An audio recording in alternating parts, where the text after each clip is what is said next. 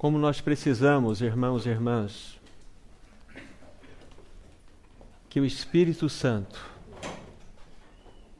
sempre nos socorra. Como nós precisamos da ação do Espírito em nós,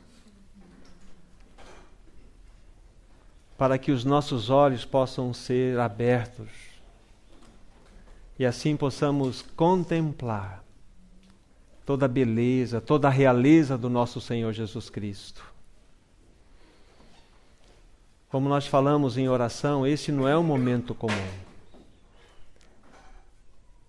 Nós fomos convidados pelo Rei dos Reis, o Senhor soberano deste universo.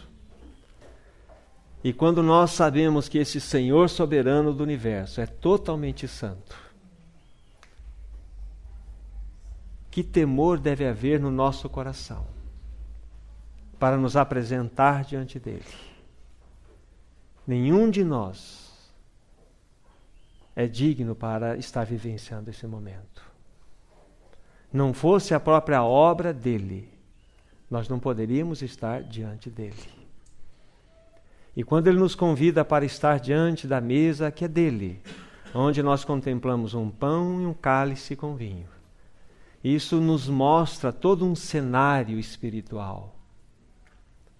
Algo que devemos tocar em profundidade. Isto não é uma liturgia, isto não é um ritual. Isto, na realidade, é uma expressão de uma realidade espiritual. Então nós precisamos do socorro do Espírito Santo para que possamos ter olhos abertos e assim vermos o Cordeiro glorioso, aquele que pela eternidade terá as marcas dos cravos em suas mãos, por amor a nós. Irmãos e irmãs, que amor é este? E este Senhor tão apaixonado por nós, que nos ama de modo que nós não compreendemos, fez um único pedido: que quando nós nos reuníssemos, pudéssemos nos lembrar dele, pudéssemos trazê-lo em nosso coração, simplesmente para que ele pudesse novamente repetir: eu amo vocês. Oh, irmãos e irmãs, como nós somos indignos. Somente ele é digno, somente ele é.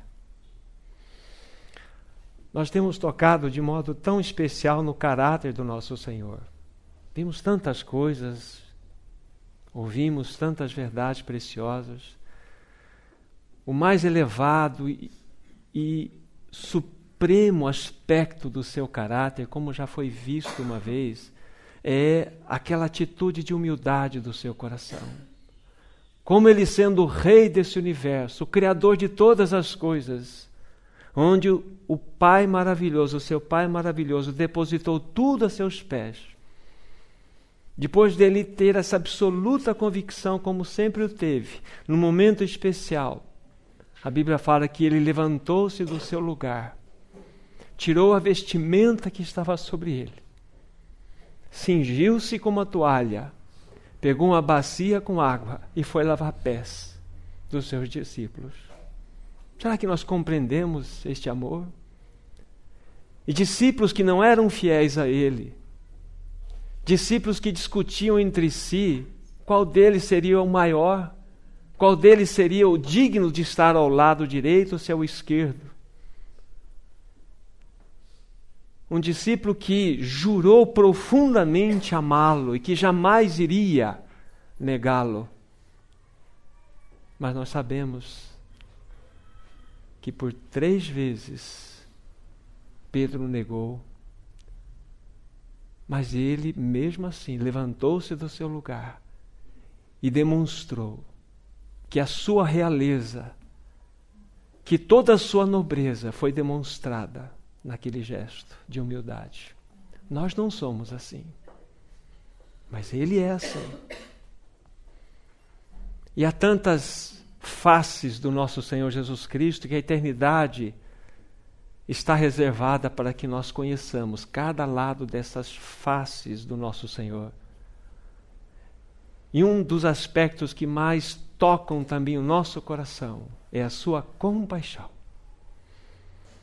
É interessante nós estudarmos esta palavra nas Escrituras Sagradas. Nós não vamos poder fazer isso de modo amplo, apenas tocando em alguns pontos. Quando a palavra compaixão é utilizada pelo Senhor, é uma tradução especial. É uma palavra muito especial que é utilizada. Depois nós vamos ver. Mas eu gostaria de dar um registro inicial em uma leitura de Mateus capítulo 15. Depois nós vamos pegar alguns textos que nos mostram a expressão desta palavra, né? Então, Mateus capítulo 15, a partir do versículo 29. O Evangelho de Mateus, capítulo 15, do verso 29 em diante. Observem, toquem por favor o coração do Senhor. Toquem o coração do Senhor nessa leitura. Partindo Jesus dali, foi para junto do mar da Galileia. E subindo ao monte, assentou-se ali. E vieram a ele muitas multidões, trazendo consigo coxos, aleijados, cegos, mudos, e outros muitos, e os largaram junto aos pés de Jesus. E ele os curou. De modo que o povo se maravilhou ao ver que os mudos falavam, os aleijados recobravam saúde, os coxos andavam e os cegos viam, e eles glorificavam ao Deus de Israel. E chamando Jesus aos seus discípulos, disse: tenho compaixão desta gente, porque há 3 dias que permanece comigo e não tenho o que comer. E não quero despedi-la em jejum, para que não desfaleça pelo caminho. Mas os discípulos lhe disseram: onde haverá neste deserto tantos pães para fartar tão grande multidão? Perguntou-lhes Jesus: quantos pães tendes? Responderam: 7 e alguns peixinhos. Então, tendo mandado o povo assentar-se no chão, tomou 7 pães e os peixes, e dando graças, partiu e deu aos seus discípulos, e estes ao povo. Todos comeram e se fartaram, e do que sobejou recolheram 7 cestos cheios. Ora, os que comeram eram 4.000 homens, além de mulheres e crianças. Até aqui. Então, quando nós vemos aqui, através dessa leitura, a expressão do nosso Senhor Jesus Cristo, nós podemos tocá-lo dentro desse perfil maravilhoso do seu caráter, como aqui foi destacado quando ele disse: tenho compaixão desta gente. Esta palavra compaixão, como estávamos dizendo, ela tem uma tradução especial. Ela está relacionada com as entranhas. Entranhas. E esta expressão, ela implica na mais profunda realidade de um sentimento verdadeiro. Quando o Senhor Jesus usava esta palavra compaixão, significava que ele estava expressando aquilo que era de mais profundo e genuíno e real sentimento do seu coração. Tenho compaixão desta gente. Isso deve nos impressionar, nos tocar profundamente. Porque o Senhor Jesus Cristo, ele era movido pelo seu coração de compaixão. Vocês se lembram que as vestes do sumo sacerdote, lá da velha dispensação, eram vestes especiais. Havia uma túnica que era feita de estofa azul, de carmesim e de linho fino retorcido. Mas era toda ela entretecida com fios de ouro, toda ela. E se nós olharmos para o coração do nosso Senhor Jesus Cristo, nós vamos ver que o seu coração é todo ele tecido de fios de ouro de compaixão. Esse é o coração do nosso Senhor Jesus Cristo. Esse é aquele que nos convida para estarmos ante a sua face, para dizermos palavras de gratidão a Ele. Esse é aquele que, quando olhava para aquela multidão, ele derramava-se em compaixão diante dela. Peguemos uma outra passagem, aí mesmo no Evangelho de Mateus, agora capítulo 9, versículo 35 em diante. Novamente nós vamos nos deparar com esta palavra, esse caráter maravilhoso do nosso Senhor. Então, Mateus, capítulo 9, 35 em diante, diz assim: E percorria Jesus todas as cidades e povoados, ensinando nas sinagogas, pregando o evangelho do reino e curando toda sorte de doenças e enfermidades. Vendo ele as multidões, compadeceu-se delas, porque estavam aflitas e exaustas, como ovelhas que não têm pastor. Esse é o coração do nosso Senhor. Ele percorria por todos os lugares e ali expressava todo o seu poder, sim, mas movido por uma compaixão incompreensível por nós. Algo que vinha das mais profundas raízes do seu íntimo. Aquilo que de fato era o material que havia tecido o seu coração, a compaixão, fios de ouro de compaixão. E aqui nós vemos ele realizando esses milagres, essas curas, livrando as pessoas de tudo aquilo que as escravizava. Mas aí tem a passagem: vendo ele as multidões, compadeceu-se delas. Por quê? Estavam aflitas e exaustas, como ovelhas que não têm pastor. Esta multidão é a composição de todos nós. Somos estes aflitos e exaustos, que andam para lá e para cá, sem pastor. Mas ele olhou para nós com seus olhos de compaixão. E hoje ele nos dá o privilégio de juntos estarmos diante dele, para bendizermos, louvarmos o seu santo e precioso nome pela sua compaixão. Se nós não temos nada do que meditar esta semana, que se inicia hoje, podemos meditar na sua compaixão. Podemos pegar a sua palavra, os seus evangelhos, e olhar as vezes que esta palavra aparece, e nos derramarmos diante dele em oração, e tocarmos um pouquinho da sua compaixão. Como entender um Senhor tão amoroso como este? Como que nós podemos, de fato, trazer uma compreensão no nosso íntimo de tudo aquilo que Ele é, de tudo aquilo que Ele fez? Por isso nós precisamos do Santo Espírito de Deus. Há tantas outras passagens, que nós podemos tocar esta realidade aqui.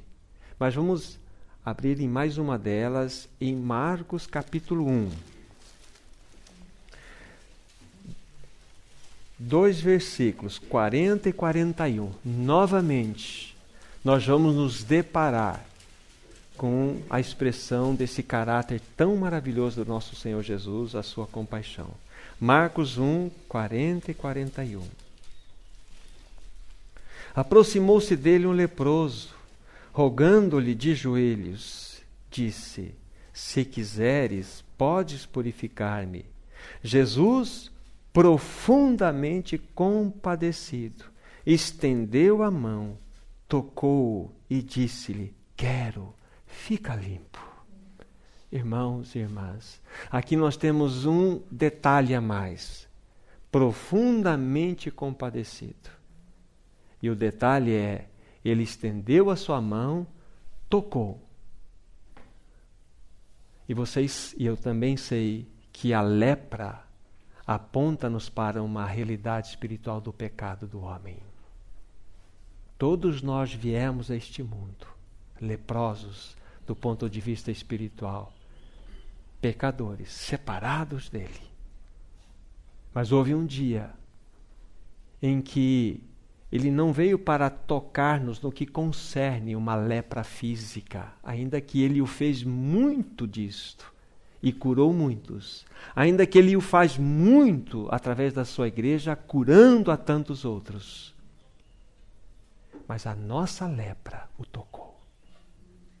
O nosso pecado o tocou como um manto, porque ele carregou sobre si os nossos pecados. E os nossos pecados nada mais são do que a expressão desta lepra. Ele demonstrou o seu profundo e eterno amor quando ele estendeu sua mão de compaixão para nós e permitiu-se ser tocado pela nossa lepra. Porque se nós não o tocássemos, nós eternamente estaríamos perdidos.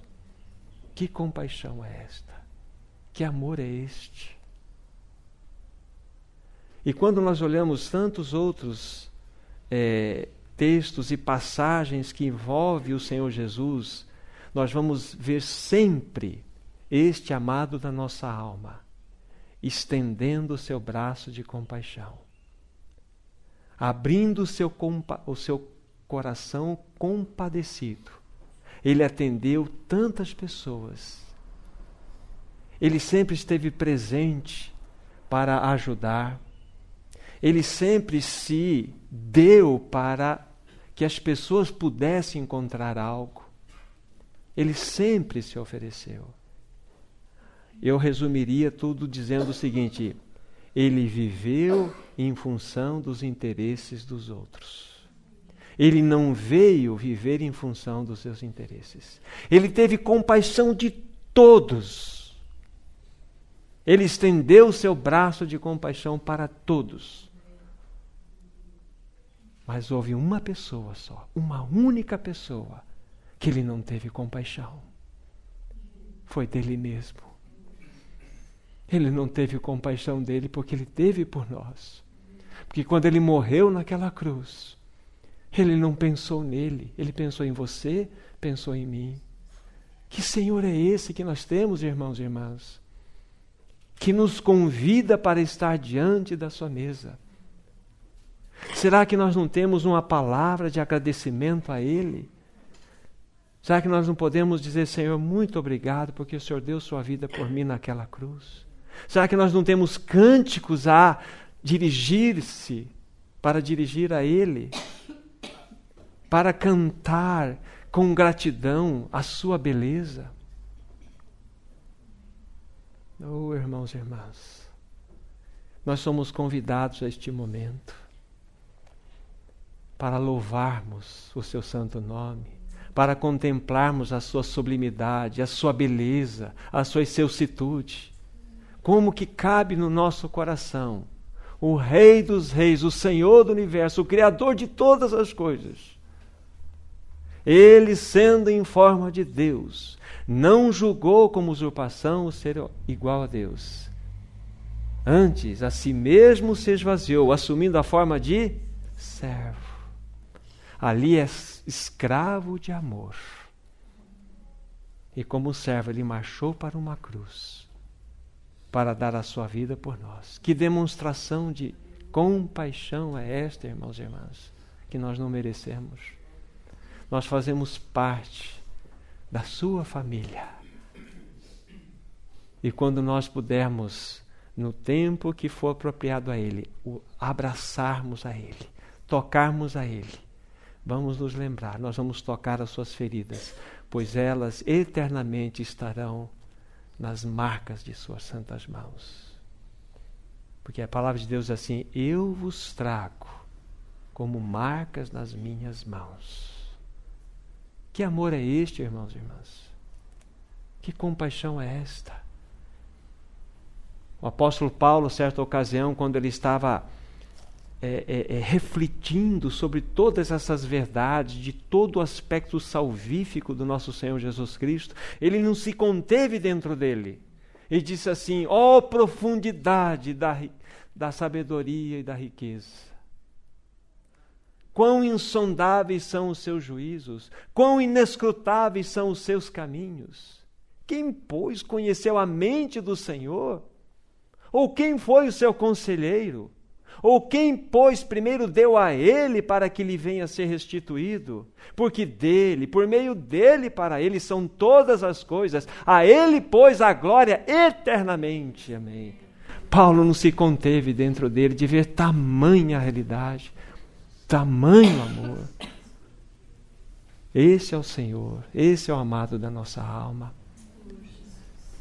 Agora, quando nós pensamos nesse momento, sabe, os nossos corações devem também estar cheios de temor.